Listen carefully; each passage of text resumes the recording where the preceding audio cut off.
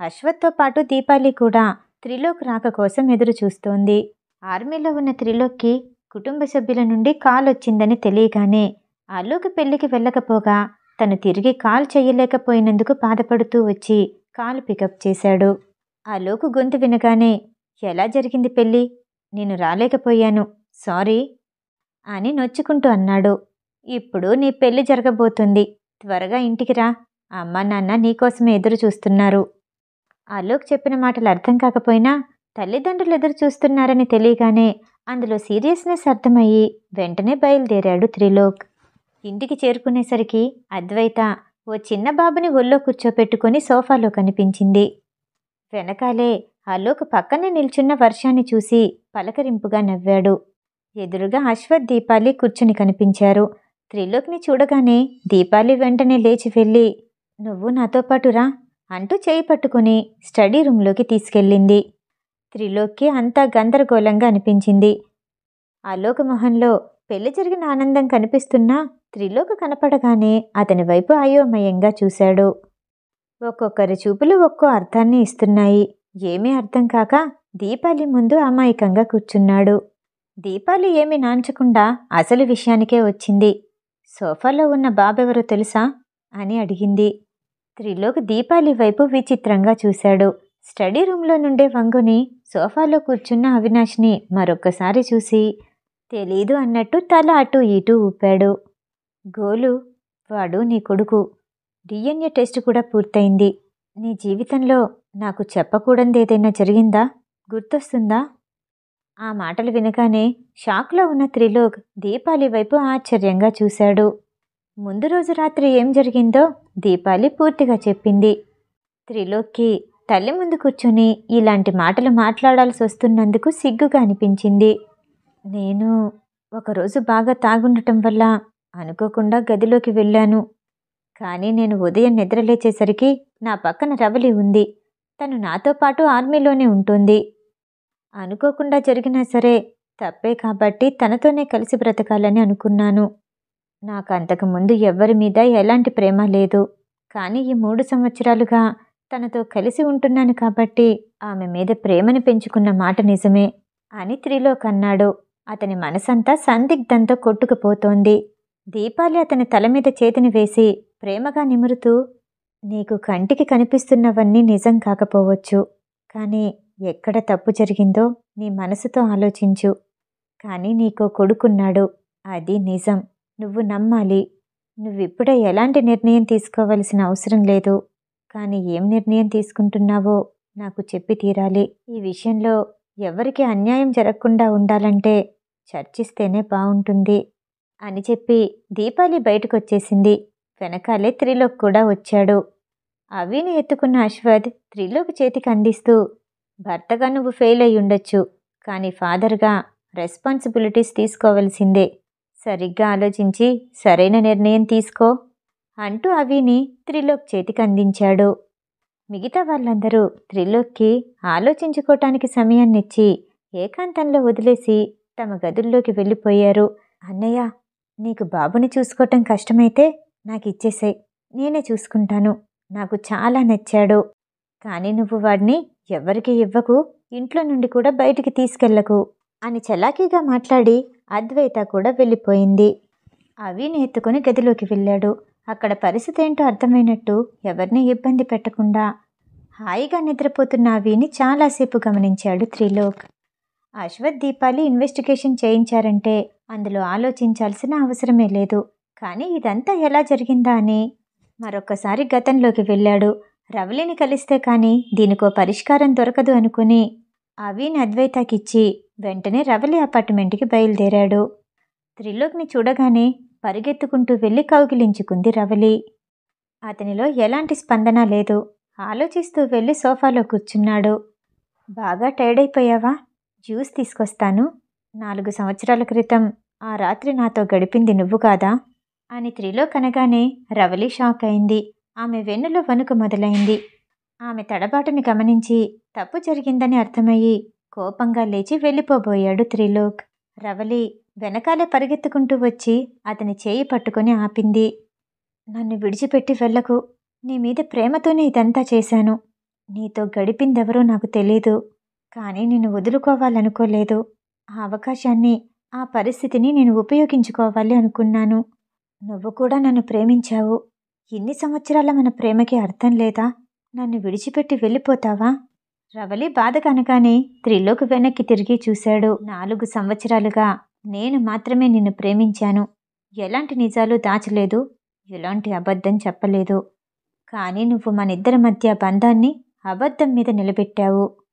నేను అడగకుండా ఉండుంటే నిజం ఎప్పటికీ చెప్పేదానివి కాదు.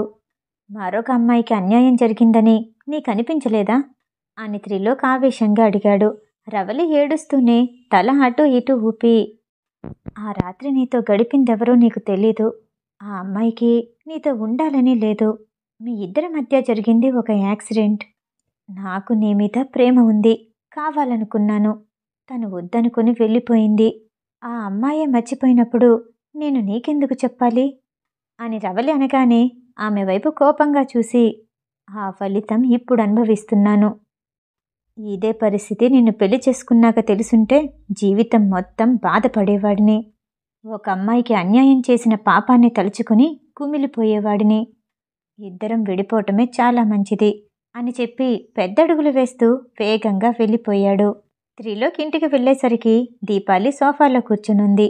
అతను చాలా బాధలో ఉన్నాడని, అతని మనసు గందరగోళంగా ఉందని దీపాలికి అర్థమైంది. త్రిలోక్ దీపాలి దగ్గరకొచ్చి ఆమె నడుము చుట్టూ చేతులు వేసి ఒడిలో తలపెట్టి పడుకున్నాడు. దీపాలి ఏమీ మాట్లాడలేదు. తల నిమురుతూ ఉండిపోయింది. చాలాసేపటి ఆలోచనల తర్వాత త్రిలోక్ చిన్నపిల్లోడిలా దీపాలి ముందు కన్నీళ్లు కార్చేశాడు. నిజంగా నాకు ఈ విషయం తెలియదు. తెలుసుంటే నేను తన్ని ఇలా విడిచిపెట్టేవాడిని కాదు. 4 సంవత్సరాలుగా బాబుతో ఒంటరిగా ఉండేలా చేసేవాడిని కాదు. నాకు కూడా బాధ్యత తెలుసు. ఒక ఆడపిల్లని ఏడిపించాలని ఎందుకనుకుంటాను అని బాధపడుతున్న త్రిలోక్ని దగ్గరికి తీసుకొని అతని కన్నీళ్లు తుడిచి, నా పిల్లలు ఎలాంటి వాళ్ళో నాకు తెలీదా? అనుకోకుండా వచ్చిన ఈ పరిస్థితిని ఎదుర్కోవాలి. నిజాన్ని అంగీకరించాలి. వాడు నీ కొడుకు. తండ్రిగా నువ్వు బాధ్యతలు తీసుకోవాలి. ఇంకా మధుర విషయానికొస్తే తను చాలా మంచిది. తనకి ఎలాంటి డబ్బు అవసరం లేదు. ఆరోగ్యం బాలేని కొడుకుని ఒక్కర్తే చూసుకోలేక ఇక్కడికి తీసుకొచ్చింది. ఒకసారి ఆలోచించు, మధురాతో మాట్లాడు అని దీపాలి చెప్పగానే మనసు తేలిగ్గా అనిపించింది. ఎలాంటి సమస్యకైనా తన తల్లి దగ్గర పరిష్కారం ఉంటుందని త్రిలోక్ బాగా నమ్ముతాడు. బరువుగా అల్లుకున్న అతని ఆలోచనలు తేలికపడి ఒక కొలిక్కి రావటంతో వెంటనే మధురాని కలవటానికి అవినాష్ని తీసుకుని హాస్పిటల్కి వెళ్ళాడు. మధుర ట్రైనీ డాక్టరే అయ్యుండొచ్చు, కానీ ఒక ఎక్స్పీరియన్స్ డాక్టర్కున్న నైపుణ్యం ఉంది. మరో 3 నెలల్లో డాక్టర్గా అర్హత చూపించుకోవటానికి సర్టిఫికేట్ వస్తుంది.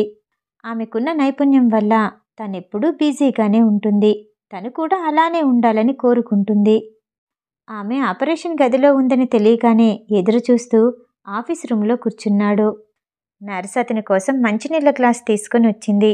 అవినాష్ని చూపెట్టి, ఈ బాబు మీకు తెలుసా అని త్రిలోక్ అడిగాడు. నర్సు చిన్నగా నవ్వుతూ అవినాష్ బుగ్గని ముద్దుగా తడిమి, మేజర్ సార్, బాబు పేరు అవినాష్. మేము చిన్నప్పటి నుండి చూస్తూనే ఉన్నాము. మధుర మేడం కొడుకు. డెలివరీ సమయంలో చాలా ఇబ్బంది పడ్డారు. ప్రెగ్నెంట్గా ఉన్నప్పుడు కూడా ఎన్నో ఆరోగ్య సమస్యలు వచ్చాయి. అబార్షన్ చేయించుకునే పరిస్థితి లేదు. ఎన్నో భరించారు. అవన్నీ అర్థం చేసుకుని పుట్టాడేమో. అవినాష్ అస్సలు అల్లరి చేయడు అని చెప్పి బయటికి వెళ్ళబోతుంటే ఇలా అడిగానని మీ మధుర మేడంకే కాదు, ఎవ్వరికీ తెలియకూడదు అని త్రిలోక్ అనటంతో హాస్పిటల్లో ఎన్నో రహస్యాలు నర్సుల దగ్గరే ఉంటాయి. వాళ్ళు చెప్పకపోతే ఎలాంటి విషయమైనా బయటికి ఎప్పటికీ రాదు. ఏదైనా రహస్యంగా ఎలా ఉంచాలో ఆమెకు కూడా తెలుసు. ఓకే సార్ అంటూ తల ఊపి వెళ్ళిపోయింది. కాసేపటికి మధుర వచ్చింది. వేడి నీళ్లతో చేతులు శుభ్రం చేసుకుని గదిలోకి రాగానే తన కుర్చీకి ఎదురుగా కూర్చున్న త్రిలోక్ని చూసి షాక్ అయింది.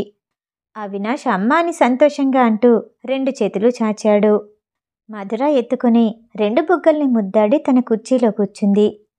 త్రిలోక్ ఏమీ మాట్లాడకపోవటంతో, నేను మిమ్మల్ని ఇబ్బంది పెట్టాలని అనుకోలేదు. బాబు బాధ్యత మీరు చూసుకుంటే బాగుంటుంది అనుకున్నాను. మీకు రవలికి నేను సమస్య అవ్వాలని అనుకోవట్లేదు. నేను ఒక అనాథని. నేను బ్రతకాలంటే నేను సంపాదించి తీరాలి. నేను ఒంటరిగా చూసుకోవటం సాధ్యం కాక మీ దగ్గరికి తీసుకొచ్చాను. ఆమె మాటల్లో నిజాయితీ కనపడుతూ ఉండగా త్రిలోక్ ఇబ్బందిగా, అవికి హిమోలసిస్ ఉందని తెలిసింది. ఎలాంటి మెడిసిన్స్ వాడాలి? నాకు పిల్లల్ని చూసుకోవటం తెలీదు. ఎలాంటి ఫుడ్ పెట్టాలో కూడా తెలీదు. చెప్తే ఖచ్చితంగా చేస్తాను అని చెప్పగానే మధుర ప్రిస్క్రిప్షన్ మొత్తం రాసిచ్చింది. త్రిలోక్ అవినాష్ని తీసుకుని ప్రిస్క్రిప్షన్తో పాటు బయటికి రాబోతూ ఉండగా దీపాలి చెప్పిన మాట గుర్తొచ్చి వెనక్కి తిరిగి, ఈ విషయం గురించి మనం కొంత డిస్కస్ చేసుకోవాలి. రేపు డిన్నర్కి రాగలవా అని త్రిలోక్ అడగగానే ఎప్పుడూ ముభావంగా ఉండే మధుర కాసేపు ఆలోచించి అవినాష్ గురించి పూర్తి వివరాలు చెప్పటానికైనా వెళ్ళటమే మంచిదనుకుని అంగీకరిస్తూ తల ఊపింది. ఆ రోజు రాత్రి త్రిలోక్ పూర్తిగా అవినాష్తోనే ఉన్నాడు. రెండో రోజు ఉదయం పూర్తిగా తెల్లవారకముందే త్రిలోక్కి ఆర్మీ నుండి కాల్ వచ్చింది. రవలి సూసైడ్ చేసుకోవడానికి ప్రయత్నించింది. మీ ఇద్దరి మధ్య ఏదైనా గొడవ జరిగిందా అని అతని స్నేహితుడు సతీష్ అడిగాడు. మొదట త్రిలోక్ షాక్ అయినా వెంటనే తేరుకొని, అదంతా తర్వాత చెప్తాను, ఇప్పుడెలా ఉంది అని అడిగాడు. ప్రాణాలతోనే ఉంది. గాయాలు బలంగా తగిలాయి. పెద్దగా సమస్య లేదు. చూడ్డానికి ఎప్పుడొస్తున్నావు అని సతీష్ అడిగేసరికి త్రిలోక్ ఏమీ మాట్లాడకుండా కాల్ కట్ చేశాడు. ఈ విషయం ఆర్మీ క్యాంపస్లో అందరికీ తెలిసింది. మధుర కూడా షాక్ అయింది. రవలిని చూడటానికి త్రిలోక్ వస్తాడని ఊహించింది, కానీ ఆ రోజు సాయంత్రం వరకు త్రిలోక్ జాడ ఎక్కడా కనిపించలేదు. రవలి కూడా త్రిలోక్ కోసం ఎదురు చూస్తూ ఉంది. మరోవైపు త్రిలోక్ రవలితో ఎలాంటి సంబంధాలు ఉండకూడదని, ఆమెని చూడటానికి వెళ్ళకూడదని అనుకున్నాడు. మధుర హాస్పిటల్ నుండి ఇంటికి తిరిగొచ్చే సమయంలో త్రిలోక్కి కాల్ చేసింది. రవలి పరిస్థితి ఏంటో మీకు తెలిసే ఉండొచ్చు. తన కోసం రాలేదే? ఇదంతా నా వల్లేనా? మధుర మాటల్లో ఎలాంటి భావం లేదు. తనెప్పుడు నవ్వటం ఎవ్వరూ చూడలేదు. ఆమె బాధపడటం కూడా ఎవ్వరికీ తెలియదు. తన పనిలో తాను ఎప్పుడూ బిజీగా ఉంటుంది. ఆమె స్వభావం తెలియని త్రిలోక్ ఆమెని మరోలా అర్థం చేసుకుని, ఎప్పుడో బ్రేకప్ అయింది. దూరంగా ఉండాలని అనుకుంటున్నాను. నువ్వేమీ అనుమానపడాల్సిన అవసరం లేదు అని అన్నాడు. మధుర సీరియస్గా, నాకు మీ మీద ఎందుకుంటుంది అనుమానం? నాకు మీ మీద ప్రేమ లేదు, కలిసి బ్రతకాలన్న ఆశ లేదు అని అంది. త్రిలోక్ నిశ్శబ్దంగా ఉండిపోయాడు. 3 రోజులుగా సరైన నిద్ర లేకుండా హాస్పిటల్లో పనిచేస్తూ ఉండటంతో మధురాకి కళ్ళు తిరిగి పక్కకి తూలిపడింది. గేటు నుదురు భాగానికి గట్టిగా తగలటంతో అమ్మ అని అరుస్తూ కింద పడిపోయింది. వాచ్మెన్ చూసి పరిగెత్తుకుంటూ వచ్చాడు. మధుర పక్కనే పడిపోయిన ఫోన్లో నుండి హలో హలో అని కంగారుగా అంటున్న శబ్దం వినపడగానే మొబైల్ అందుకొని, మేడం తలకి దెబ్బ తగిలింది అని కాల్ కట్ చేసి మధురాని వెంటనే హాస్పిటల్లోకి తీసుకెళ్లాడు. త్రిలోక్ వెంటనే బయలుదేరి హాస్పిటల్కి చేరుకున్నాడు. లోపలికి రాకుండానే మధుర మొబైల్కి ఫోన్ చేశాడు. ఎక్కడున్నావు? నేను హాస్పిటల్కి వచ్చాను అని చెప్పటంతో మధుర రవలిని చూడటానికి వచ్చాడేమోనని అనుకుంది. రూమ్ నెంబర్ 504లో రవలి ఉంది అని చెప్పింది. తన గురించి నేను అడగలేదే? నేను వచ్చింది నీకోసం. కింద వెయిట్ చేస్తున్నాను, త్వరగా రా అని త్రిలోక్ అనగానే మధురకి ఆశ్చర్యంగా అనిపించింది. తన కోసం ఒకరు వెయిట్ చేస్తున్నారు అనటం ఇంకా నచ్చింది. కారుకి ఆనుకుని చేతులు కట్టుకొని మధుర కోసం చూస్తూ ఉన్నాడు త్రిలోక్. తలకి గాయమవ్వటంతో నుదురు మీద బ్యాండేడుతో లిఫ్ట్లో నుండి బయటకొచ్చింది మధుర. ఆమెని చూస్తూనే దగ్గరికి వెళ్ళి, నొప్పిగా ఉందా అని అడిగాడు. అతని వైపు కన్నార్పకుండా చూస్తూ లేదు అన్నట్టు తల ఊపింది. త్రిలోక్ ఇబ్బందిగా మొహమాట పడుతూ మధురాకేదో చెప్పాలని ప్రయత్నిస్తున్నాడు. లేట్ అవుతుంది, నేను ఇంటికి వెళ్తాను అని మధుర అనగానే, నేను ఇంటికి తీసుకెళ్ళటానికే వచ్చాను. అవి మిస్ అవుతున్నాడు. ఉదయం నుండి నిన్ను చూడలేదు కదా, కనిపిస్తే బాగుంటుంది. అమ్మ కూడా తీసుకురమ్మంది అని మధుర సమాధానం కోసం చూశాడు త్రిలోక్. అవిని చూడాలని మధురకు కూడా అనిపించింది. సరే అంటూ త్రిలోక్ వెనకాలే వెళ్ళి కారులో కూర్చుంది. కారులో ప్రయాణిస్తున్నంతసేపు త్రిలోక్ మధురాని కంటి కొనల్లో నుండి గమనిస్తూనే ఉన్నాడు. ఆమె చెవి కింద బుగ్గ మీద చిన్న పూసంత పుట్టుమచ్చ కనిపించింది. ఆ రోజు రాత్రి ఆమెతో గడిపిన సమయంలో ఆ పుట్టుమచ్చ కనిపించినట్టు లీలగా గుర్తొచ్చింది. ఆ తరువాత రవలిని చూశాడు, కానీ అదంతా తన ఊహేమో అనుకున్నాడు. మధురాన్ని తనెప్పుడూ చూడలేదు, తనకెప్పుడూ ఎదురుపడలేదు. ఒక్కసారైనా కనిపించుంటే గుర్తుపట్టేవాడినేమో అనుకున్నాడు. తల పక్కకి తిప్పి ఆమెని మరోసారి గమనించాడు. కళ్ళు నిర్జీవంగానూ, మొహంలో ఎలాంటి భావం లేకుండా చాలా మూభావంగా ఉంది. నువ్వెప్పుడూ ఇలానే ఉంటావా? లేదంటే అవినాష్ పుట్టాక ఇలా మారిపోయావా? అని త్రిలోక్ అనగానే అతని వైపు చిరాగ్గా చూసి, ఎలాంటి పరిస్థితిలోనూ నేను మారను, నాకలాంటి అలవాటు లేదు అని మొహం పక్కకి తిప్పుకుంది. ఆ తర్వాత ఇద్దరి మధ్య చాలాసేపు నిశ్శబ్దమే కదలాడింది. ఇద్దరూ ఇంటికి చేరుకున్న తర్వాత లోపలికి వెళ్ళబోతుండగా, నా బ్యాండేడ్ని అవి చూస్తాడేమో అని భయపడుతూ అంది. వాడికి ఇంకా 3 సంవత్సరాలే, ఇవన్నీ తెలియవు అంటూ లోపలికి తీసుకెళ్ళాడు. దీపాలి విషయమంతా తెలుసుకొని ఆమెతో ప్రేమగా మాట్లాడి తన గదిలోకి తీసుకెళ్ళమని చెప్పింది. ఆ వాతావరణమంతా కొత్తగా అనిపించటంతో మధుర భయంగా త్రిలోక్ వెనకాలే వెళ్ళి మంచం మీద ఆదమరిచి నిద్రపోతున్న అవినాష్ని చూసి పరిగెత్తుకుంటూ దగ్గరికి వెళ్ళింది. అవి నుదురు మీద చేతిని వేసి చుట్టూ గదంతా పరిశీలించింది. తల్లి చేతి స్పర్శతో నిద్రలేచిన అవి ఆమె మెడ చుట్టూ చేతులు వేసి భుజం మీద తలవాల్చేస్తూ గట్టిగా హత్తుకున్నాడు. ఆ దృశ్యాన్ని చూసేసరికి త్రిలోక్ మనసు కలుక్కుమంది. ఒకరికొకరు దూరంగా ఉండటం వల్ల ఆ ఇద్దరూ ఎంత బాధపడుతున్నారో గట్టిగా అల్లుకున్న ఆ చేతులే చెప్తున్నాయి. భారంగా ఊపిరి వదిలి తన్ని తాను నిభాయించుకొని చుట్టూ చూసింది. రకరకాల బొమ్మలు కనిపించాయి. మంచం మీద కూడా అవినాష్ కోసం కొన్న బొమ్మలే ఉన్నాయి. ఆ ఇంట్లో విడిచిపెట్టి సరైన పనే చేశాననుకుంది మధుర. త్రిలోక్ దగ్గరగా వచ్చి ఆమెకెదురుగా కూర్చుని, నేను ఒక నిర్ణయానికి వచ్చాను. బాబుకి నేనెంత అవసరమో నువ్వు అంతే అవసరం. మనమిద్దరం కలిసుందామా? పెళ్లి చేసుకుందామా? తన ఇబ్బందినంతా పక్కకి నెట్టి ధైర్యం చేసి అడిగాడు.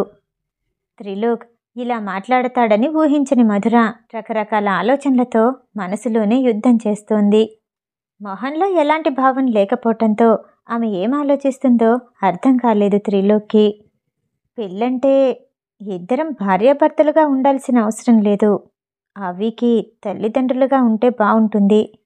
నీకు నా మీద ఎప్పుడు నమ్మకం కుదిరితే అప్పుడే భార్యాభర్తలుగా కొనసాగుదాం అని త్రిలోక్ అనేసరికి, అలా అయితే నా మీద మీకు అలాంటి నమ్మకం అవసరం లేదా అని ఆలోచిస్తూ అడిగింది.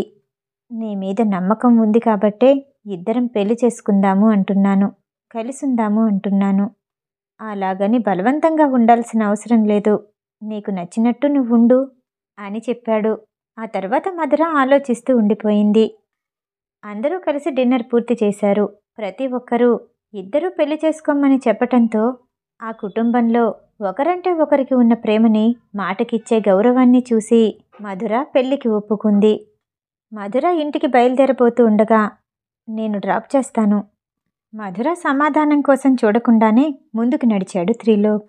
అద్వైత వెనకాలే ఉండి, ఈ రాత్రికి ఇద్దరూ కలిసే ఉంటారా అంటూ అల్లరిగా మాట్లాడింది. త్రిలోక్కి ఇబ్బందిగా అనిపించి వెనక్కి తిరిగి చూడకుండానే ముందుకు నడిచాడు. అతని వెనకాలే నడిచింది మధుర. మధుర ఉంటున్న అపార్ట్మెంట్ని త్రిలోక్ మొదటిసారిగా చూశాడు. చాలా చిన్న అపార్ట్మెంట్. అంత చిన్న గదుల్లో ఇబ్బంది పడుతూ అవినాష్ని ఎలా పెంచిందో అనుకున్నాడు. నిజమేంటో పూర్తిగా తెలుసుకోకుండా ఆమెని అన్ని సంవత్సరాలు ఒంటరిగా వదిలేసినందుకు బాధపడ్డాడు. మధుర పిలవకుండానే ఆమెతో పాటు తన అపార్ట్మెంట్లోకి వెళ్ళాడు. ఆమె పక్కనే నడుస్తూ ఉంటే ఆమె ఒంటి మీద నుండి వచ్చే పెర్ఫ్యూమ్ స్మెల్ గతంలో ఓసారి తనకి దగ్గరగా ఉన్నట్టు గుర్తొచ్చింది. లోపలికి వెళ్ళి అన్ని గదుల్ని పరిశీలించి చూశాడు. చాలా చిన్న హాల్, దానికి సరిపడినంత బెడ్రూమ్, అంతకంటే చిన్నగా ఉన్న కిచెన్. ఆ 3 గదుల్లోనే మధుర ఇన్ని సంవత్సరాలుగా గడిపింది అని అనిపించగానే ఇక నుండైనా జాగ్రత్తగా చూసుకోవాలి అనుకున్నాడు. రేపు మనమిద్దరం కలిసి ఉండటానికి మరో అపార్ట్మెంట్ చూస్తాను. మన పెళ్లి రిజిస్ట్రేషన్ అయిపోయిన వెంటనే ఈ లగేజ్ అంతా అక్కడికి తెచ్చేసుకో. నా వల్ల నీకెలాంటి ఇబ్బంది ఉండదు. రాత్రుల్లో అమ్మ దగ్గరికి వెళ్తాను అని చెప్పగానే తలదించుకునే సరే అన్నట్టు తల ఊపింది మధుర. మరుసటి రోజు తన భార్య కొడుకు ఉండటానికి అనుకూలంగా ఉండే అపార్ట్మెంట్ని చూడటానికి త్రిలోక్ వెళ్ళాడు. దీపాలి తన్నెవరూ గుర్తుపట్టకుండా ఉండేలా మొహానికి మాస్క్ పెట్టుకొని హాస్పిటల్లో రవలిని కలవటానికి వెళ్ళింది. త్రిలోక్ తన్ని చూడటానికి వస్తాడని ఎంతో ఆశగా ఉంది రవలి. కానీ దీపాలి వచ్చేసరికి ఆమె ఆశ రెండింతలయింది. నువ్వు నా కొడుకుని ప్రేమించావు, కానీ ఆ ప్రేమని బలవంతంగా లాక్కోవాలనో అబద్ధాలతో నీ వైపు రావాలి అనుకోవటం సరైంది కాదు. నిజం తెలిస్తే దూరమయ్యే ప్రేమ అది నిజమైన ప్రేమ కాదు. ప్రేమకి పునాది నమ్మకం. ఆ నమ్మకమే పోయిన తర్వాత ప్రేమ ఎలా ఉంటుందనుకుంటున్నావు? త్రిలోక్ ఎలాంటివాడో తెలిసిన తర్వాత కూడా నిజం చెప్పాలనిపించలేదా? తప్పు జరిగిపోయింది, దాన్ని మార్చలేము, కానీ జరగబోయేదాన్ని సరిచేసుకోవచ్చు. నువ్వు ప్రేమించటం తప్పు కాదు, కానీ ఒక అబద్ధం మీద మీ బంధం నిలబడాలి అనుకోవటమే తప్పు. మళ్ళీ త్రిలోక్ జీవితంలోకి రాకుండా నువ్వు ఓ కొత్త జీవితాన్ని ప్రారంభిస్తే బాగుంటుంది అని చెప్పగానే రవలి చాలాసేపు ఏడ్చింది. దీపాలి ఆమెని ఓదార్చి కాసేపటికి ఇంటికి చేరుకుంది. ఆ తర్వాత కొంతమంది నర్సుల ద్వారా త్రిలోక్ హాస్పిటల్కి వచ్చాడు, కానీ మరో అమ్మాయిని కారులో తీసుకెళ్లాడన్న విషయం తెలియగానే ఆ అమ్మాయి ఎవరో తెలుసుకోవాలి అనుకుంది. ఆ తర్వాత త్రిలోక్ ఫ్రెండ్ సతీష్ ద్వారా జరిగిన కథ తెలుసుకుంది. కానీ ఇన్ని సంవత్సరాల తర్వాత తనకి త్రిలోక్కి మధ్య వచ్చిన ఆ అమ్మాయి ఎవరో తెలియలేదు. త్రిలోక్ మధురాల పెళ్లి రిజిస్ట్రేషన్ అయింది. మధురాతో అపార్ట్మెంట్ ఖాళీ చేయించి ఆమె లగేజ్తో కొత్త అపార్ట్మెంట్కి చేరుకున్నాడు త్రిలోక్. వస్తువులన్నీ సర్దటంలో ప్రతి పనిలోనూ సహాయం చేశాడు. కానీ ఆమెలో ఎలాంటి భావం లేదు. అతను చేసినా చేయకపోయినా ఆమెలో ఎలాంటి ప్రతిస్పందన లేదు. అవినాష్ ఇంకా అద్వైత దగ్గరే ఉన్నాడు. మొత్తం సర్దడం పూర్తయిన తర్వాత ఆ రోజు రాత్రి అవినాష్ని తీసుకొస్తానని చెప్పి త్రిలోక్ ఇంటికి వెళ్ళాడు. అవిని చాలా గాఢంగా హత్తుకొని అద్వైత నిద్రపోతోంది. ఆమెని చిన్నగా నిద్రలేపి అవిని ఎత్తుకోబోతూ ఉండగా అద్వైత, నా నుండి దూరం చెయ్యాలనుకుంటున్నావా? నేనివ్వను అంటూ గట్టిగా పట్టుకొని కూర్చుంది. కావాలంటే మళ్ళీ రేపు తీసుకొస్తాను, ఇప్పుడు విడిచిపెట్టు అని త్రిలోక్ అన్నాడు. నేనివ్వను, నీకు పిల్లల్ని చూసుకోవటం రాదు. సిమ్లాకి టైం సరిపోదు, అందుకే నేనే చూసుకుంటాను. నేను చాలా నేర్చుకున్నాను, నువ్వే వెళ్ళిపో అని అద్వైత కోపంగా అనగానే, నీకు కావాలంటే పెళ్లి చేసుకొని ఒకరిని కను, ఇప్పుడు మాత్రం వీడినిచ్చెయ్యి అంటూ అద్వైత చేతుల నుండి అవినాష్ని బలవంతంగా లాక్కొని భుజాన వేసుకున్నాడు. నాకు ఈ సలహా ఇచ్చే బదులు మీ ఇద్దరు ఒకే ఇంట్లో ఉంటున్నారుగా, ఇంకొంతమందిని ఎందుకు కనకూడదు? నాకు అవినిచ్చేయ్ అంటూ అద్వైత వెంటపడింది. కానీ ఆమెకి దొరకకుండా బయటకొచ్చేశాడు త్రిలోక్. అపార్ట్మెంట్కి చేరుకునేసరికి మధుర కిచెన్లో వంట చేస్తూ కనిపించింది. త్రిలోక్ మనసులోనే, తండ్రి బాధ్యతలు నేను తీసుకోవాలి అని పదే పదే అనుకుంటూ అవికి స్నానం చేయించడానికి బాత్రూంలోకి తీసుకెళ్లాడు. టబ్బు నిండా నీళ్లు పట్టి ఆడిస్తూ స్నానం చేయిస్తున్నాడు. వంట పూర్తి చేసి వచ్చిన మధుర బాత్ టబ్బులో ఆడుకుంటున్న అవిని చూసి వేగంగా వెళ్ళి ఎత్తుకొని బయటికి తీసుకొచ్చింది. ఎందుకలా చేసిందో అర్థం కాక, వాడి స్నానం ఇంకా పూర్తవలేదు అంటూ మధుర వెనకాలే వచ్చాడు. ఆమె అవిని మంచం మీదే కూర్చోపెట్టి టవల్తో తుడుస్తూ, అవికి ఇమ్యూనిటీ సిస్టమ్ వీక్గా ఉంటుంది, ఎక్కువసేపు నీళ్ళల్లో ఉండకూడదు అని చెప్పగానే అవి ఆరోగ్య విషయాలు పూర్తిగా తెలుసుకోలేకపోయినందుకు త్రిలోక్ నొచ్చుకున్నాడు. సారీ, నాకు తెలీదు, ఇంకెప్పుడు అలా చెయ్యను. అవికి డ్రెస్ వేశాక ముగ్గురు బయటికి వచ్చారు. డైనింగ్ టేబుల్ మీద రకరకాల వంటలు కనపడటంతో, నీకు వంట చేయటం వచ్చా అని ఆశ్చర్యంగా అడిగాడు త్రిలోక్. ఇన్ని రోజులు గాలిని తిని బ్రతికాననుకుంటున్నారా అంటూ వెళ్ళి డైనింగ్ టేబుల్ దగ్గర కూర్చుంది. భోజనాలు పూర్తయిన తర్వాత బెడ్రూమ్లో మంచం పక్కనే ఉన్న ఉయ్యాలలోని అవిని పడుకోపెట్టి తను మంచం మీద ఒరిగింది. త్రిలోక్కి ఈ బాధ్యతలన్నీ కొత్తగానే ఉన్నాయి, కానీ అన్నిటినీ అంగీకరించాలి అనుకున్నాడు. అంత పెద్ద మంచంలో ఒక్కర్తే పడుకున్న మధురాని చూస్తూ ఉండిపోయాడు. ఉదయం మధుర నిద్రలేచేసరికి త్రిలోక్ సోఫాలో పడుకుని కనిపించాడు. బాధగా అనిపించింది, కానీ అంతలోనే కఠినంగా మారిపోయి కిచెన్లోకి వెళ్ళిపోయింది. త్రిలోక్ నిద్రలేచేసరికి హాస్పిటల్కి వెళ్ళడానికి సిద్ధమైంది మధుర. నువ్వేం భయపడకు, నేను 2 రోజులు లీవ్ తీసుకున్నాను, చాలా బాగా చూసుకుంటాను.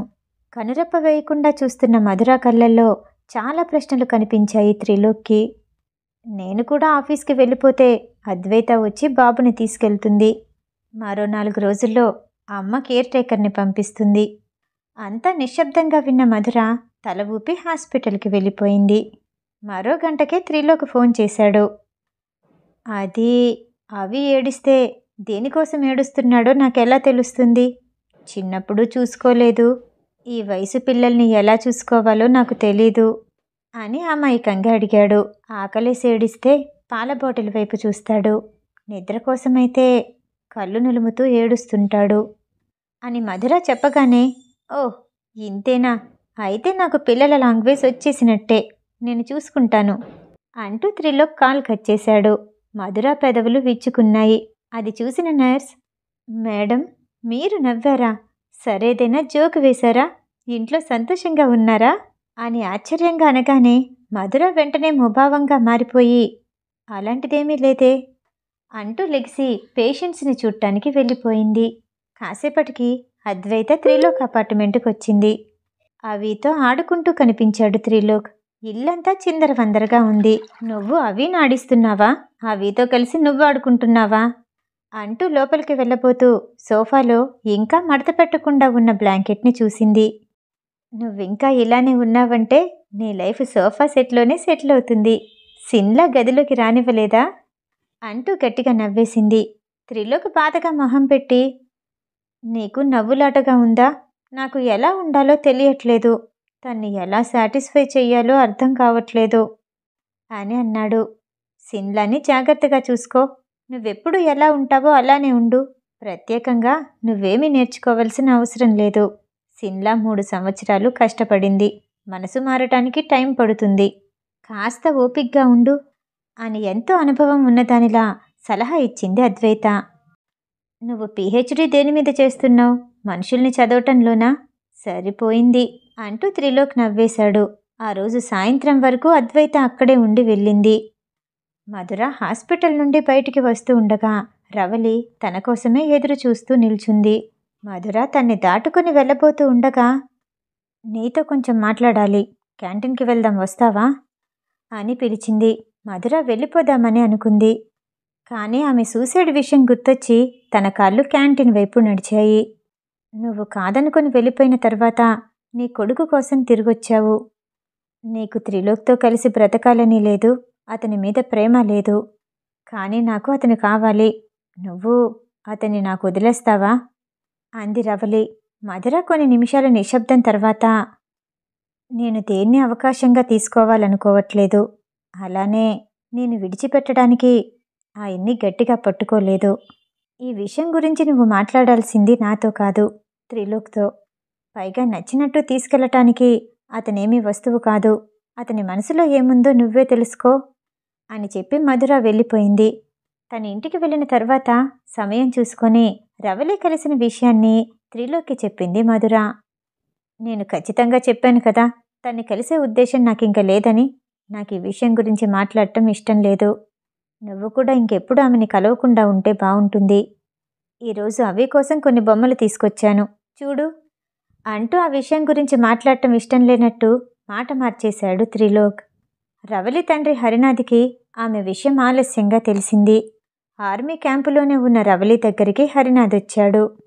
ఇప్పటి వరకు జరిగింది చాలు. గతాన్నంతా మర్చిపోయి కొత్త జీవితం మొదలుపెట్టు. ఇన్ని సంవత్సరాల ప్రేమని మర్చిపోయి వాడు వెళ్ళిపోతాడా? సుఖంగా బ్రతకటానికి జీవితం ప్రతిసారి మరో అవకాశాన్నిస్తుంది. దానికి కావలసిన ఏర్పాట్లు నేను చేస్తాను, నువ్వు బయలుదేరు అని సీరియస్గా చెప్పాడు.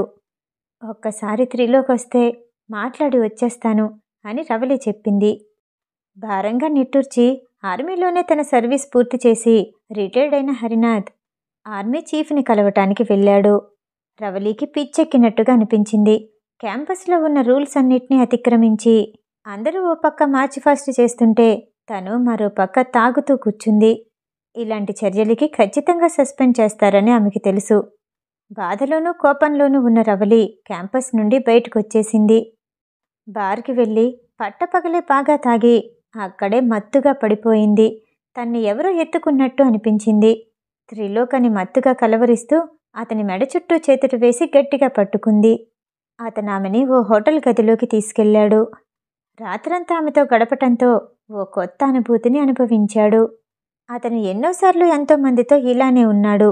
కానీ అంతవరకు కన్యత్వాన్ని కోల్పోని ఓ అమ్మాయితో గడపటం అదే మొదటిసారి. ఆమె మత్తులో రాత్రంతా త్రిలోక్ పేరు కలవరిస్తూనే ఉంది.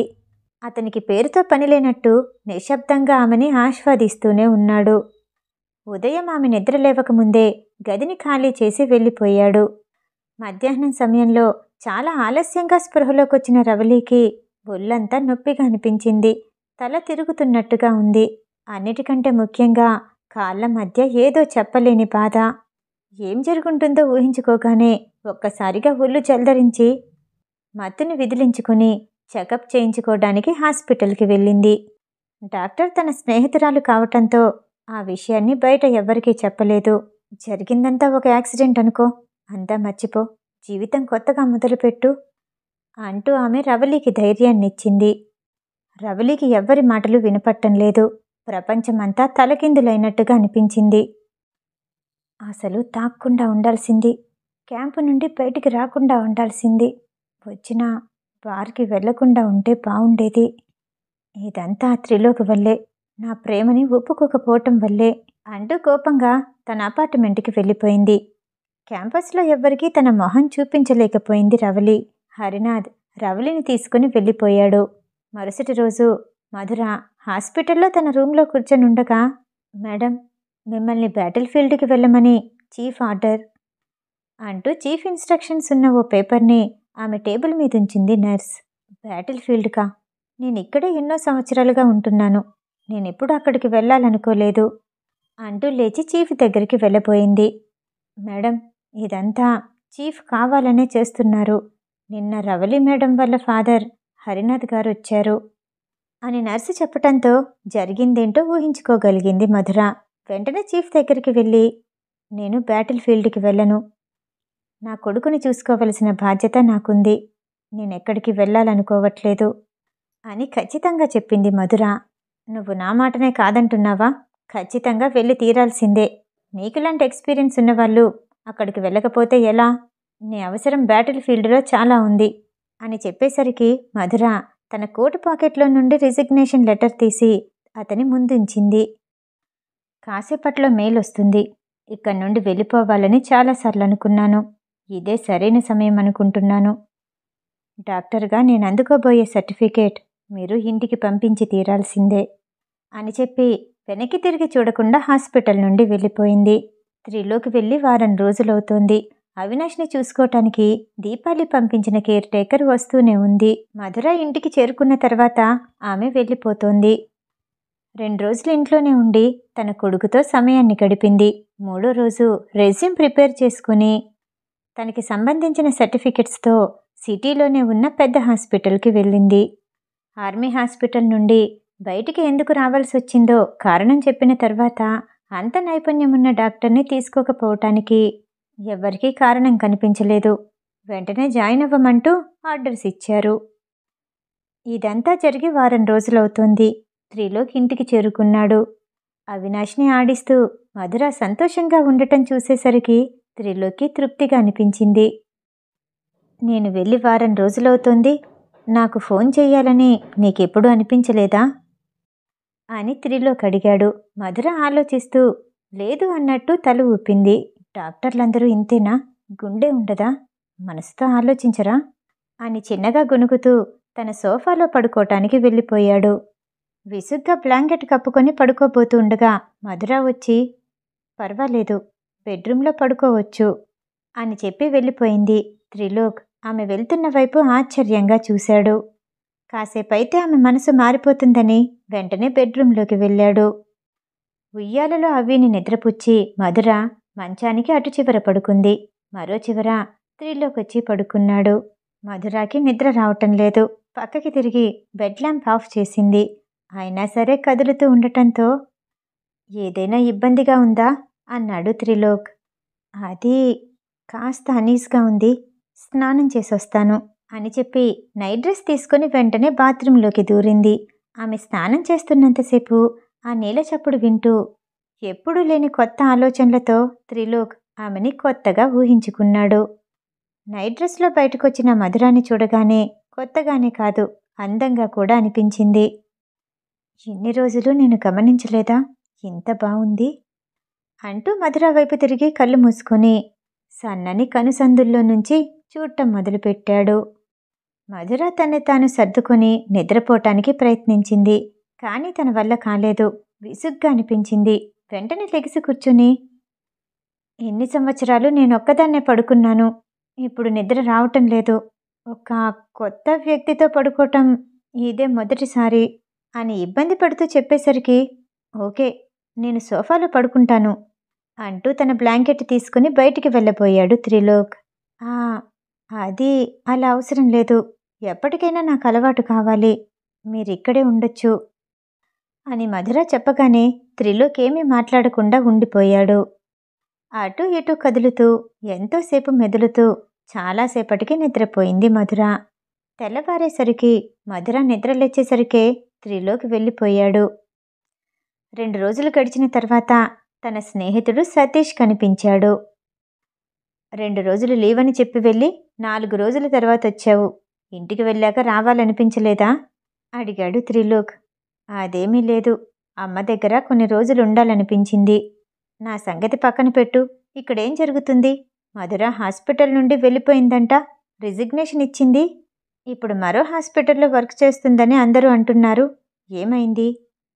రవలి తండ్రి హరినాథ్ వల్లే ఇదంతా జరిగిందని అంటున్నారు. నిజమేనా అని అనగానే అదంతా తెలియని త్రిలోక్కి మధుర మీద కోపం వచ్చింది. నేను మళ్ళీ వస్తాను అంటూ తిన్నగా మధుర పనిచేస్తున్న కొత్త హాస్పిటల్కి వెళ్ళాడు. మధుర కనిపించగానే ఆమె చెయ్యి గట్టిగా పట్టుకుని లాక్కుంటూ తీసుకొచ్చి కారులో కూర్చోపెట్టాడు. త్రిలోక్ ప్రవర్తన మధురాకి విచిత్రంగానే అనిపించింది. కానీ అతను కోపంలో ఉన్నాడని అర్థమవుతోంది. అతన్ని ప్రశ్నించాలంటే భయం వేసి అలానే కూర్చుండిపోయింది. అసలు నువ్వు నా గురించి ఏమనుకుంటున్నావు? హాస్పిటల్లో రిజైన్ చేసిన విషయం నాకు చెప్పలేదు. ఇంటికొచ్చినప్పుడు కూడా చెప్పాలనిపించలేదా అని అడుగుతూ ఉండగా మధుర సమాధానం చెప్పకముందే ఇంటికి చేరుకున్నారు. ఇద్దరూ ఒకేసారి ఇంట్లోకి రావటం చూసి కేర్ టేకర్ అన్నీ సర్ది తాను వెళ్ళిపోయింది. మధుర చెయ్యి గట్టిగా పట్టుకొని తన ముందుకి లాగి, ఎందుకు చెప్పలేదు అని మళ్ళీ గట్టిగా అడిగాడు త్రిలోక్.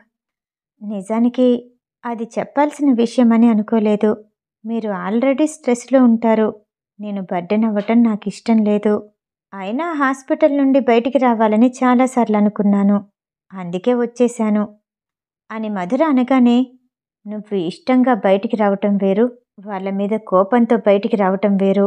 అసలు నీతో కలిసి ఒక మనిషి బ్రతుకుతున్నాడని నీకు తెలుస్తుందా? మానేసి చాలా రోజులవుతోంది. మరో హాస్పిటల్లో కూడా జాయిన్ అయ్యావు. అప్పుడు కూడా చెప్పాలనిపించలేదా అంటూ కోపంగా తన కాలర్ బటన్ లూజ్ చేసి విసుగ్గా బెడ్రూంలోకి వెళ్ళిపోయాడు. మధురాకి తన జీవితంలో ఇలా జరగటం ఇదే మొదటిసారి. తనకు నచ్చింది తను చేస్తుంది. అడిగే వాళ్ళెవ్వరూ లేకపోవటంతో తనకి చెప్పాలని ఎప్పుడూ అనిపించలేదు. అతని కోపం ఆమెకి ఎందుకో చాలా నచ్చింది. అతను తిడుతుంటే బావుంది. తన గురించి ఆలోచించి కోపంగా తిడుతున్న త్రిలోక్ని మళ్ళొకసారి చూడాలనిపించి నెమ్మదిగా నిశ్శబ్దంగా వెళ్ళింది. త్రిలోక్ ఏమీ మాట్లాడలేదు. సీరియస్గా నిల్చొనున్నాడు. వెనకాల నిలబడి, సారీ, నాకు చెప్పాలని తెలీదు. నిజానికి నేనొక అనాథని. నాకెవ్వరూ లేకపోవటంతో ఎప్పుడూ ఇలాంటి ఆలోచన రాలేదు. కొంచెం సమయం ఇస్తే మారతాను. నెమ్మదిగా నేర్చుకుంటాను. ఎప్పుడూ ఇలా కోపం వచ్చే పనులు మళ్ళీ చెయ్యను అని చెప్పగానే అతని మనసు కరిగిపోయింది. వెనక్కి తిరిగి హత్తుకోవాలని అనిపించింది. కానీ దూరంగానే నిలబడి, ఎప్పుడైనా ఏమైనా జరిగితే నాకు ఖచ్చితంగా చెప్పు. ప్రతిదానికి ఇబ్బంది పడాల్సిన అవసరం లేదు. అక్కడే కాసేపుంటే తన్ని ముద్దు పెట్టుకుంటానేమో అని భయం వేసి ఆమెని దాటుకుని బయటకొచ్చేశాడు. అతని కోపం తగ్గలేదని వెనకాలే వచ్చి ఎలా సముదాయించాలో అర్థం కాక ఇబ్బందిగా నిలబడింది. ఆమె అలికడికి వెనక్కి తిరిగి హఠాత్తుగా ఆమెనెత్తుకుని గెస్ట్ బెడ్రూంలోకి తీసుకొచ్చి మంచం మీదకి విసిరేశాడు. ఆమె మొత్తం తాకేలా హత్తుకొని ఆమె చుట్టూ చేతులు వేసి గట్టిగా హత్తుకున్నాడు. అతని నుండి విడిపించుకుని దూరంగా రావటానికి మధుర ప్రయత్నించలేదు. కదలకుండా అలానే ఉండిపోయింది.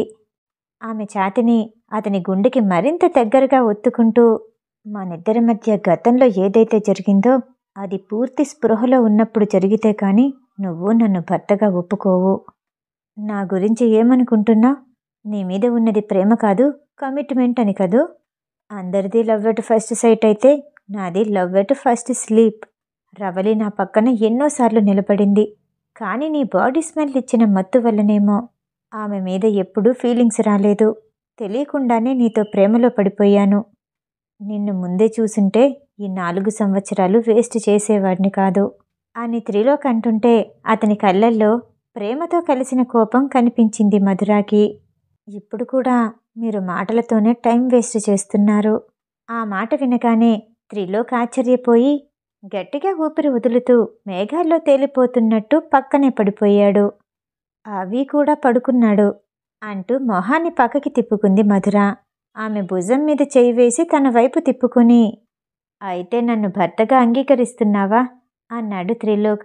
అతని కళ్ళు సంతోషంతో వెలిగిపోతున్నాయి. మనకి ఒక కొడుకున్నాడు. ఇలాంటి మాటలు ఇప్పుడు అవసరమా? అంటే అవి కోసం నన్ను భర్తగా అంగీకరిస్తున్నావన్నమాట అని త్రిలోక్ నిరాశగా అన్నాడు. మాట్లాడకపోతే మాట్లాడలేదు అంటారు. ఎన్నో సంవత్సరాలుగా దాచుకున్న ప్రేమని ఇప్పుడు చూపిస్తుంటే ఇలా అంటారేంటి? మీకు ఎదురుపడాలని ఎన్నోసార్లు ప్రయత్నించాను. కానీ సిగ్గుగా అనిపించేది. చాటుగా నిలబడి మిమ్మల్ని చూసేదాన్ని.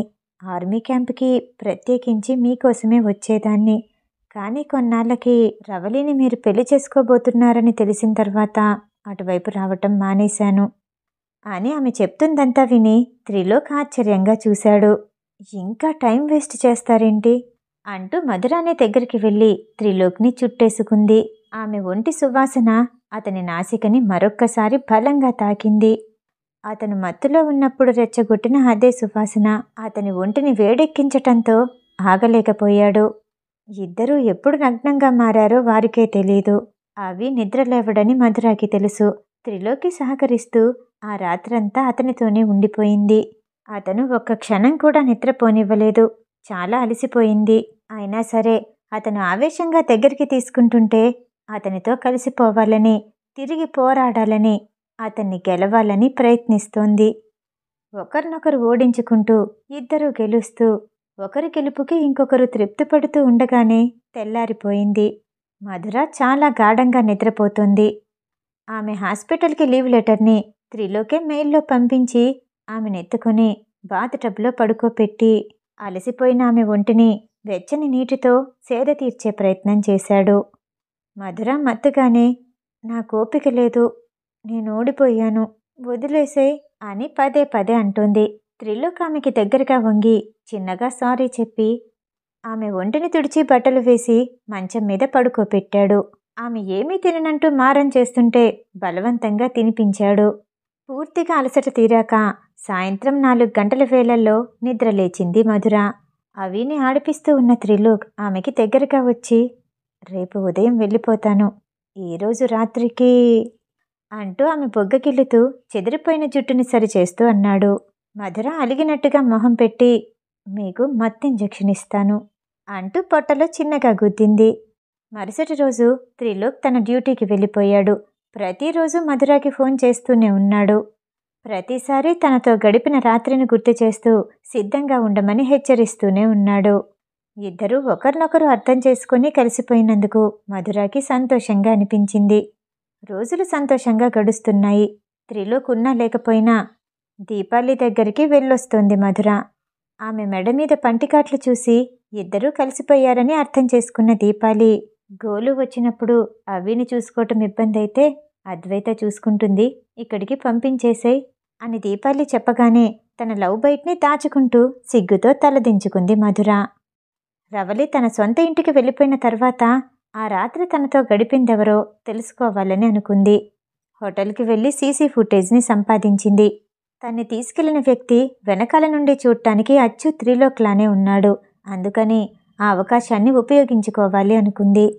అదే వీడియోని కొంచెం మార్ఫింగ్ చేసి అది త్రిలోకే అని నమ్మించేలా సృష్టించి ఆలస్యం చేయకుండా హాస్పిటల్కి వెళ్ళి మధురాకి చూపించింది.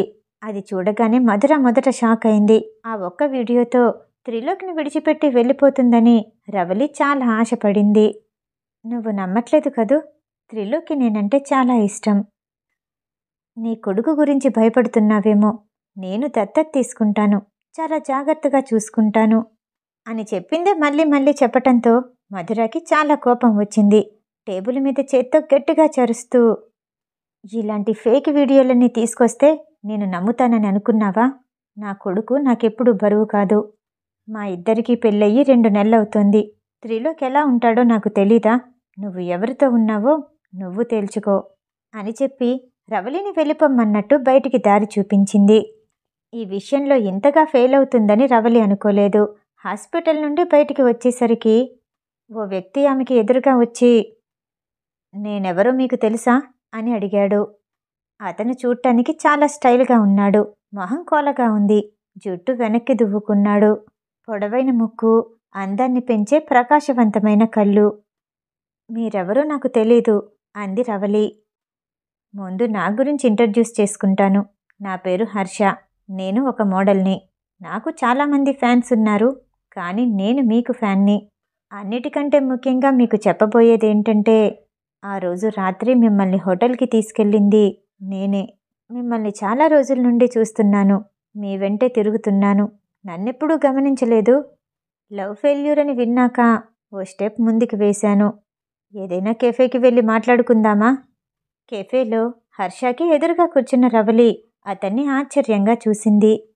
నేను ఆర్మీలో ఉండటం వల్ల ఈ ఎంటర్టైన్మెంట్ బిజినెస్లో ఉండే వాళ్ళ గురించి నాకు తెలీదు. కానీ చాలా పెద్ద మోడల్ అంటున్నారు. మీరు నా కోసం రావటమేంటి అని రవళి అడగగానే అతని భుజాలు ఎగరేస్తూ, ఏమో, ప్రేమ ఎప్పుడైనా ఎక్కడి నుండైనా పుట్టొచ్చు. మీ గురించి పూర్తిగా తెలుసుకున్నాను. మీకు ఇప్పుడు త్రిలోక్ మీద పగ ఉంది. కావాలంటే నేను పంచుకుంటాను అని అనగానే రవళి గట్టిగా నవ్వేసింది. ఆ ఆలోచన కూడా రానివ్వద్దు. వాళ్ళ నాన్నెవరో తెలుసా? బాస్కే బిగ్ బాస్. మీరు ఆయన కొడుక్కి ఏదైనా చెయ్యాలని తలుచుకున్న 2 నిమిషమే మిమ్మల్ని ఈ ఫీల్డ్ నుండి దూరం చేస్తారు. ఆ తర్వాత సిటీలోనే మాయమవుతారు. నా కోపమంతా మధుర మీదే. నాకు దక్కని ప్రేమ ఆమెకు కూడా దక్కకూడదు అనుకున్నాను. కానీ ఇద్దరికీ పెళ్ళైపోయింది.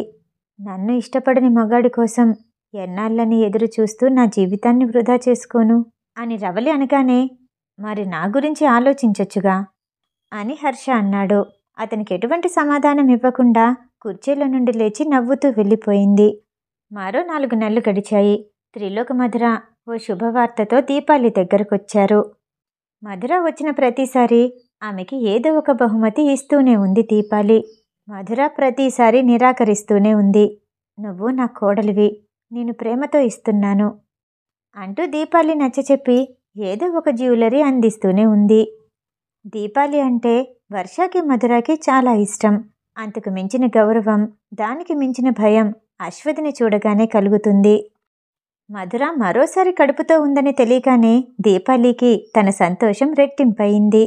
పెద్దన్నయ్య కంటే చిన్నన్నయ్య చాలా ఫాస్ట్ ఉన్నాడు అని నవ్వుతూ వచ్చింది అద్వైత. ఈ విషయాన్ని సెలబ్రేట్ చేసుకోవాలని ఫ్యామిలీ మీటింగ్ పెట్టుకోవాలని దీపాలి నిర్ణయించింది. 2 రోజుల తర్వాత ఏర్పాటు చేసిన ఫ్యామిలీ మీటింగ్కి అందరూ వచ్చారు. దీపాలి వయసు ఇప్పుడు 50 సంవత్సరాలు. తను కెరియర్ మొదలుపెట్టినప్పుడు ఎన్నో ఆటుపోట్లతో మొదలుపెట్టింది. ఇప్పుడున్న తన కుటుంబాన్ని చూస్తుంటే ఎన్నో తీపి చేదు జ్ఞాపకాలు గుర్తొచ్చాయి. ఒక్కసారిగా దుఃఖం వచ్చేసింది. మొహానికి చేతులు అడ్డు పెట్టుకుని ఏడుస్తూనే ఉంది దీపాలి. తన 3 పిల్లలతో పాటు కోడళ్ళు కూడా పరిగెత్తుకుంటూ వచ్చారు. తన కుటుంబాన్ని చూస్తూ ఒక తెలియని ఉద్వేగంతో ఏడుస్తోంది దీపాలి. అమ్మా, నువ్వు ఏడుస్తున్నావంటే మేమే ఏదో చేశామనుకొని నాన్న మమ్మల్ని కొడతారు. ప్లీజ్ ఏడవకు అని అద్వైత బ్రతిమాలింది. నాన్నొచ్చారంటే విషయం ఏంటో తెలుసుకోకుండా మా ఇద్దరిని కూడా చంపేస్తారు అని త్రిలోక్ అలోక్ భయపడ్డారు. వాళ్ళ మాటలతో కళ్ళు తుడుచుకుంటూ నవ్వేసింది దీపాలి. ఆ తర్వాత అశ్వత్ కూడా రావటంతో కుటుంబ సభ్యులందరూ డైనింగ్ టేబుల్ దగ్గర చేరుకున్నారు. అన్నయ్యలిద్దరికీ పెళ్ళైపోయింది. మరి నీ సంగతేంటి? ఏఎస్ ఎంటర్టైన్మెంట్ బిజినెస్కి కాబోయే సీఈఓ నువ్వు. ఇంకా ఇలానే అల్లరి చేస్తూ బద్ధకంగా ఉంటావా? నీకు కూడా పెళ్లి చేస్తాము. ఎవరినైనా ఇష్టపడితే ముందే చెప్పు అద్వైతాన్ని చూస్తూ దీపాలి అంది. అద్వైతాకి తన కాలేజ్ గుర్తొచ్చింది. అమ్మా, నేనింకా ఇంకా చదవాలనుకుంటున్నాను. ఆ తరువాతే ఇదంతా అని అంది. నీ వయసుకి నేను కెరియర్ అంటూ పరుగులు తీస్తున్నాను. నువ్వింకా చదువు అంటున్నావు. సరే, నీ ఇష్టం అంటూ అలోక్ వర్ష వైపు తిరిగి, మరి మీ సంగతేంటి? మీరు ఇంకా ప్రెగ్నెన్సీకి ప్లాన్ చేసుకోలేదా అని అడిగింది దీపాలి. అమ్మా, మా ప్లాన్స్ మాకున్నాయి. కొన్నాళ్ళు అలాంటివేమీ పెట్టకు. త్రిలోక్ని కాపీ చేయమని అస్సలు చెప్పకు అని అలోక్ అన్నాడు. అశ్వథ్ ఎప్పట్లానే ముభావంగా ఉండి అతని మొహంలో ఎలాంటి భావం లేకుండా కుటుంబ సభ్యుల మాటలు వింటూ భోంచేస్తున్నాడు. ఆ రాత్రి సంతోషంగా గడిచింది. మరుసటి రోజు త్రిలోక్ మధుర ఇంటికి చేరుకునేసరికి లెటర్ బాక్స్లోని ఇన్విటేషన్ కార్డు కనిపించింది. మధుర తెరిచి చూసింది. అది రవలి హర్షాల పెళ్లి పత్రిక. పెళ్లి పత్రికలో అక్షరాలను చూస్తూ తృప్తిగా నవ్వుకుంది మధుర. అద్వైతాకి తన తల్లి పెళ్లి గురించి మాట్లాడటంతో మనసులో ఏదో అలజడి మొదలైంది. తను కాలేజ్కి వెళ్ళగానే ప్రొఫెసర్ వసంత్ కోసం వెతకటం మొదలుపెట్టింది. అతను లైబ్రరీలో ఉండటం గమనించి ఒక లెటర్ రాసి అతనికి తెలియకుండా అతను తీసుకెళ్లే సబ్జెక్టు పుస్తకంలో పెట్టింది. అద్వైత కంటే 5 సంవత్సరాల పెద్దవాడు ప్రొఫెసర్ వసంత్. అతని కోసమే ఆ కాలేజ్లో పిహెచ్డి చేస్తోంది అద్వైత. ఎన్నోసార్లు తన ప్రేమని అతనికి చెప్పాలని అనుకుంది. కానీ ధైర్యం సరిపోక చివరికి దీపాలి అన్న మాటలతో లెటర్ ద్వారా తన ప్రేమని తెలియచేస్తూ అతనికి చేరేలా పుస్తకంలో పెట్టింది. ఆ తర్వాత 2 రోజుల వరకు అతని వెంటే తిరిగింది. అతని సమాధానం కోసం ఎదురు చూసింది. అతని నుండి ఎలాంటి ప్రతిస్పందన లేకపోవటంతో మరో 2 రోజులు ఏడుస్తూ గడిపేసింది. దీపాలి అద్వైతాన్ని గమనిస్తూనే ఉంది కానీ తానే చెప్పే సందర్భం కోసం ఎదురు చూస్తూ ఉంది. ఎక్కువగా ఏడుస్తూ గడపటం వల్ల ఆమె కళ్ళు ఎర్రగా మారిపోయి బాగా ఉబ్బిపోయున్నాయి. బాగా ఆలోచించి ఓ నిర్ణయానికి వచ్చిన దానిలా కాలేజ్కి వెళ్ళింది అద్వైత. తను చదువు మానేసి కాలేజ్ వదిలి వెళ్ళిపోతుందని తెలియగానే తన స్నేహితులు మొదట షాక్ అయ్యారు. వసంత్ అద్వైతాన్ని వెతుక్కుంటూ వచ్చి ఒకసారి లైబ్రరీకి రా అని పిలిచాడు. అద్వైత ఏమీ మాట్లాడకుండా లైబ్రరీకి వెళ్ళింది. నీ పిహెచ్డి పూర్తవటానికి ఇంకా 2 సంవత్సరాలుంది. ఈలోపే ఏమైంది? ఎందుకు వెళ్ళిపోవాలనుకుంటున్నావు? తనిచ్చిన లెటర్ చదివాక కూడా అతను అలా మాట్లాడటంతో అద్వైతకి చాలా కోపం వచ్చింది. ఆ నిమిషం లైబ్రరీలో ఎవ్వరూ లేకపోవటంతో ఆమె ధైర్యం తెచ్చుకుని గట్టిగా మాట్లాడాలని నిర్ణయించుకుంది. నేను ఎందుకు వెళ్ళిపోతున్నానో మీకు తెలీదా? నేనిచ్చిన లెటర్ చదివాక కూడా మీరిలా మాట్లాడుతున్నారా? నన్ను కావాలనే ఏడిపించాలనుకుంటున్నారా అని కోపంగా అడిగింది. అతను బుక్లో నుండి ఓ లెటర్ తీసి ఆమె చేతికిచ్చి ఒకసారి తెరిచి చూడు అని అన్నాడు. అద్వైత తెరిచి చూడటానికి ఇష్టపడలేదు. మొహం పక్కకి తిప్పుకోగానే కోపంగా అతను లేచి నిన్ను చూడమన్నానా అంటూ ఆమె దగ్గరికి వెళ్ళాడు. తనే రాసిన లెటర్ కాబట్టి నిరాశగానే తెరిచి చూసింది. లెటర్ రాయటమే తెలుసా? కింద నీ పేరు రాయటం తెలీదా? తను చేసిన తప్పేంటో తెలియగానే అద్వైత నాలుక కొరుక్కుంది. నిన్ను ఒక స్టూడెంట్గా అభిమానించాను, కానీ ప్రేమించాలని ఎప్పుడూ అనుకోలేదు. నువ్వు రాసిన లెటర్ చూశాక నా మీద ఎంత ప్రేమని పెంచుకున్నావో అర్థమైంది. నీ మీద ప్రత్యేకమైన అభిమానం ఉంది కాబట్టి నీ రైటింగ్ని గుర్తుపట్టగలిగాను. ఈ 2 రోజులు బాగా ఆలోచించిన తర్వాత నిన్ను కాదనటానికి కారణాలు కనిపించట్లేదు. కానీ మన విషయం ముందుకు వెళ్ళాలి అంటే మొదట మీ పేరెంట్స్ పర్మిషన్ కావాలి అని అతను చెప్పగానే, అంటే నా ప్రేమని అంగీకరించినట్టేనా అని సంతోషంగా అంది అద్వైత. అతను చిరునవ్వుతో తల ఊపగానే అద్వైత ఇంటికి చేరుకుని అతని గురించి వెంటనే దీపాలికి చెప్పింది. కాసేపు ఆలోచించి అతనితో నేనోసారి మాట్లాడాలి, రేపు ఇంటికి పిలువు అని దీపాలి చెప్పటంతో రాత్రి ఎప్పుడవుతుందా, రాత్రి గడిచి ఎప్పుడు తెల్లారుతుందా అని ఎదురు చూసింది అద్వైత. అద్వైత చెప్పినట్టుగానే వసంత్ ఇంటికొచ్చాడు. అతనితో ఒంటరిగా మాట్లాడాలని చెప్పి దీపాలి అద్వైతాని లోపలికి వెళ్ళమంది. అద్వైత తన తండ్రి కంపెనీకి సీఈఓ అవ్వబోతోంది. భవిష్యత్తులో చాలా బిజీగా ఉంటుంది. నీ ప్లాన్స్ ఏంటి అని దీపాలి అడిగింది. ఆంటీ, నేను ప్రొఫెసర్గా మా నాన్నగారి కోసం పనిచేస్తున్నాను. అది ఆయన ఆశ.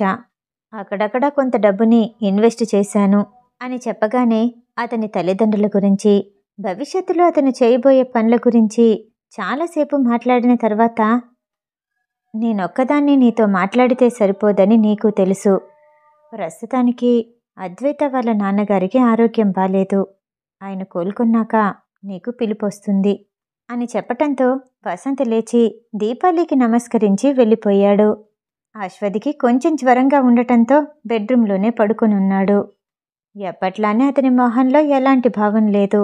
అతని చూపులు కటువుగానే ఉన్నాయి. దీపాలి వచ్చి అతని తల మీద ప్రేమగా చెయ్యి వేసి నుదురు మీద ముద్దిచ్చి, వసంత్తో మాట్లాడాను. ఓసారి మీరు మాట్లాడి ఓ నిర్ణయానికొస్తే బావుంటుంది. కష్టపడే తత్వం ఉంది, అది అర్థమవుతుంది అని దీపాలి చెప్పగానే అశ్వథ్ ఆమె మెడ చుట్టూ చేతులు వేసి, నీకు ఓకే అయితే నాకు ఓకే. నువ్వు ఎదుటి మనిషిని తప్పుగా అంచనా వేస్తావని అనుకోను. నువ్వు చెప్పావు కాబట్టి మాట్లాడతాను అని అనగానే మరో వారం రోజుల తర్వాత వసంత్ని మళ్ళీ పిలిపించటానికి టైం నిర్ణయించింది దీపాలి. అశ్వథికి ఆరోగ్యం బాలేకపోవటంతో సీఈఓగా అద్వైతానే ఆఫీస్కి వెళ్లాల్సొచ్చింది. నిజానికి శ్రీకృతి భరత్ ఉండగా అద్వైత వెళ్లాల్సిన అవసరం లేదు. కానీ బిజినెస్ గురించి తెలుసుకోవలసిన అవసరం ఎంతో ఉంది కాబట్టి దీపాలి అద్వైతాన్ని ఖచ్చితంగా వెళ్ళమని చెప్పింది. మరో వారం తర్వాత అశ్వథ్ జ్వరం నుండి కోలుకున్నాడు. కొంచెం జలుబుగా ఉండటంతో కాస్త నీరసంగా కనిపిస్తున్నాడు. దీపాలి చెప్పిన సమయానికే వసంత్ ఇంటికి చేరుకున్నాడు. స్టడీ రూంలోకి వెళ్ళు, నీకు కావలసిన సరైన సమాధానం అక్కడే దొరుకుతుంది అని దీపాలి చెప్పగానే వసంత్ స్టడీ రూంలోకి వెళ్ళాడు. అశ్వథ్ గంభీరంగా కూర్చొని కనిపించటంతో వసంత్ వెన్నులో వణుకు పుట్టింది. భయంగా లోపలికి వెళ్ళగానే అశ్వథ్ని విష్ చేశాడు. అశ్వథ్ తల ఊపి తన ఎదురుగా ఉన్న సోఫా చైర్ వైపు కూర్చోమన్నట్టు చేయి చూపించాడు. వసంత్కి కూర్చోటానికి ధైర్యం సరిపోలేదు. పర్వాలేదు అని అలానే నిల్చున్నాడు. నా కూతురు నిన్ను ప్రేమించింది కాబట్టి నీలో ఉన్న చెడు ఇప్పుడు కనిపించదు. కానీ నేను చెప్పాలనుకున్నది ఏంటంటే, నా కూతురి కళ్ళల్లో కన్నీళ్లు కనిపించాయంటే నువ్వే కాదు, నీ కుటుంబం మొత్తం నాశనమవుతుంది. ఏదో వార్నింగ్ ఇస్తున్నా అనుకుంటున్నావేమో, చెప్పిందే చేస్తాను అని అశ్వథ్ అనగానే, లేదంకుల్, నేను అలాంటి వాడిని కాదు. అద్వైతతో పాటు వచ్చే డబ్బు నాకు అవసరం లేదు. నేను తన్ని జాగ్రత్తగా చూసుకుంటాను, ప్రేమగా చూసుకుంటాను అని చెప్పగానే అశ్వథ్ తల ఊపి వెళ్ళమన్నట్టు సైగ చేశాడు. వసంత్ బయటికి రాగానే అద్వైత పరిగెత్తుకుంటూ వచ్చింది. నాన్నేమన్నారు, మన పెళ్లికి ఒప్పుకున్నారా అని రకరకాల ప్రశ్నలు వేస్తూ అతనితో పాటు నడుస్తూ మెట్లు దిగి కిందకి వచ్చింది. అప్పుడే లోపలికొస్తున్న అలోక్ని వసంత్ ఆశ్చర్యంగా చూశాడు. మా అన్నయ్య అంటూ అద్వైత ఒకరినొకరికి పరిచయం చేసింది. అలోక్ సార్, ఎవరికి తెలియదు, ఆయన ఫిజిక్స్ లెక్చరర్. కానీ ఈ కుటుంబం నుండి వచ్చారని ఎవరికీ తెలీదు. అలోక్ ఏమీ మాట్లాడకుండా నవ్వాడు.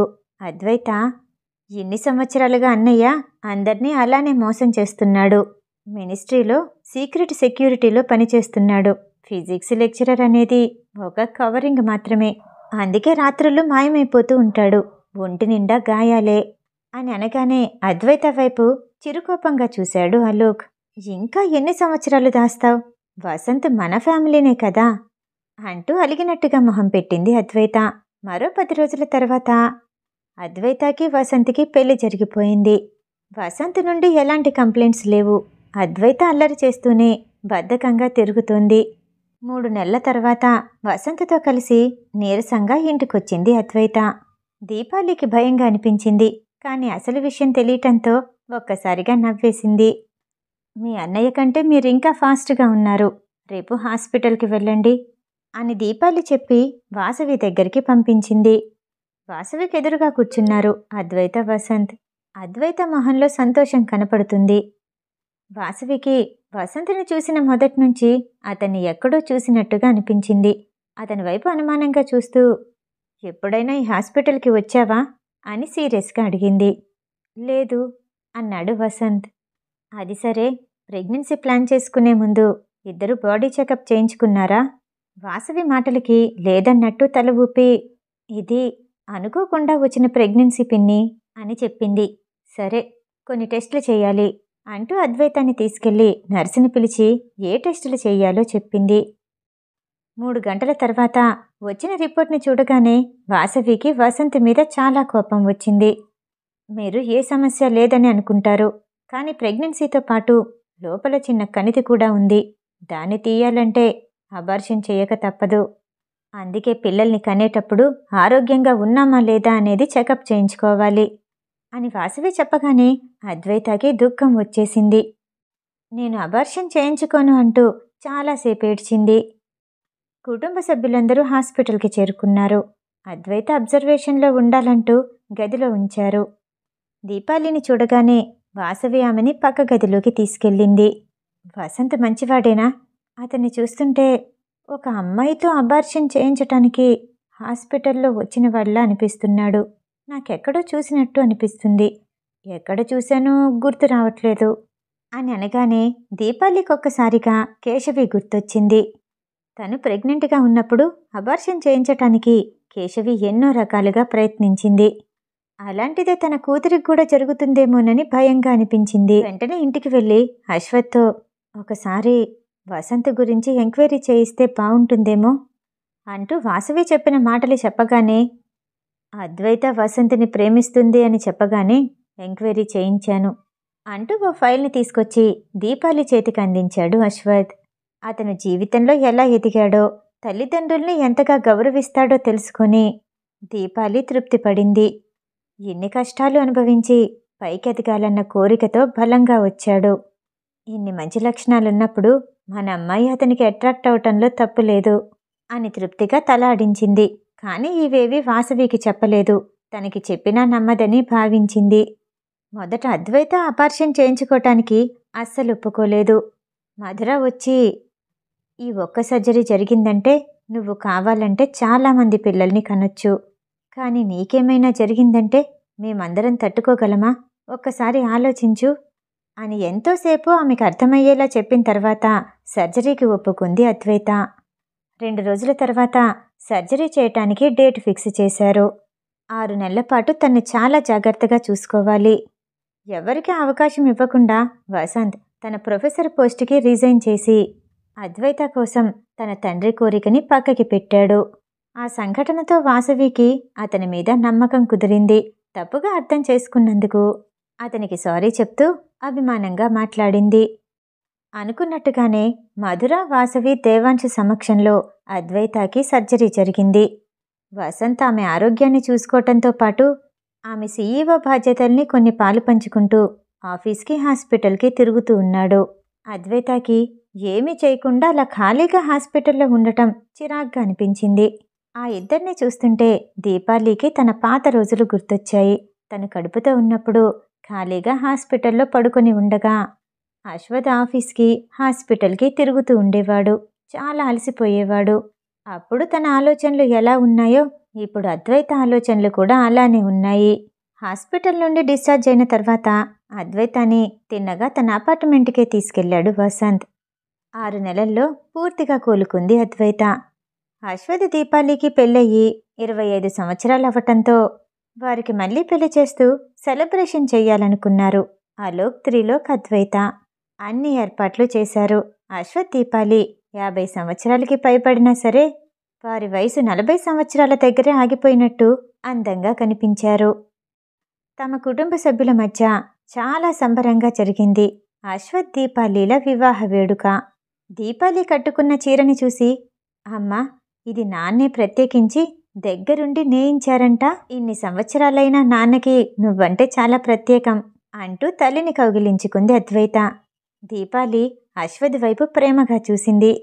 స్టేజ్ మీద మరో పక్కనున్న శ్రీకృతి అద్వైతాన్ని చూసి అబార్షన్ చేయించుకోనని అల్లరి చేశావు, ఇప్పుడు చిన్నపిల్లలా అమ్మ పొట్టలో దూరాలనుకుంటున్నావా అంటూ నవ్వింది.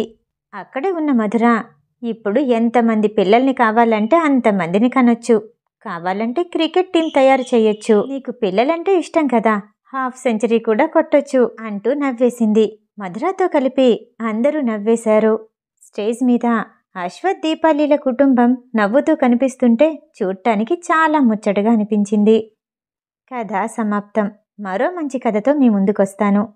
మరెలాంటి బ్రేక్స్ తీసుకోకుండా మంచి మంచి కథల్ని మీకు అందిస్తాను. అందరికీ నమస్కారం.